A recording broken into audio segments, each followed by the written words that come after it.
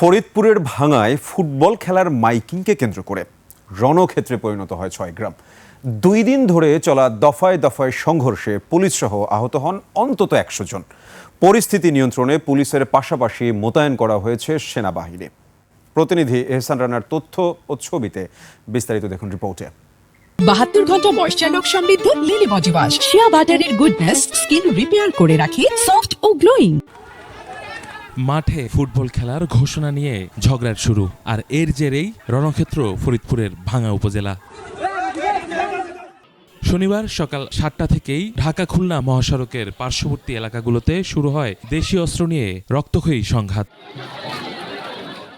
স্থানীয়রা জানান, ঘটনার সূত্রপাত ২ দিন আগে মনসুরাবাদ গ্রামের কিশোর রাহাত ফুটবল খেলার মাইকিং করার সময় খাপুরা, সিঙ্গারডাক ও মাঝিকান্দা গ্রামের যুবকদের হাতে লাঞ্ছিত হয়। শুক্রবার সন্ধ্যায় এর জেরে প্রথম দফা সংঘর্ষ হলেও শনিবার তা ছড়িয়ে পড়ে হামিরদি ও গোপীনাথপুর গ্রামেও।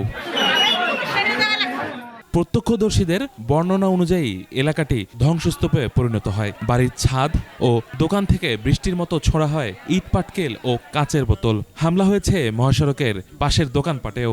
সংঘর্ষ থামাতে গিয়ে আহত হন পুলিশের বেশ কয়েকজন সদস্য। তারা মীমাংসার পরিবর্তে আবার নতুন করে তারা সংঘাতে জড়িয়ে পড়ে।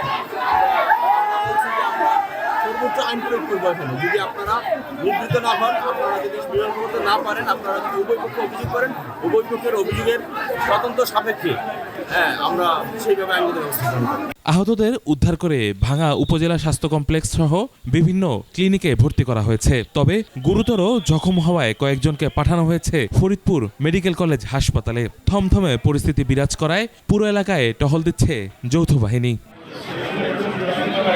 ইউসুফ হাসান নাইম, ২১ টেলিভিশন।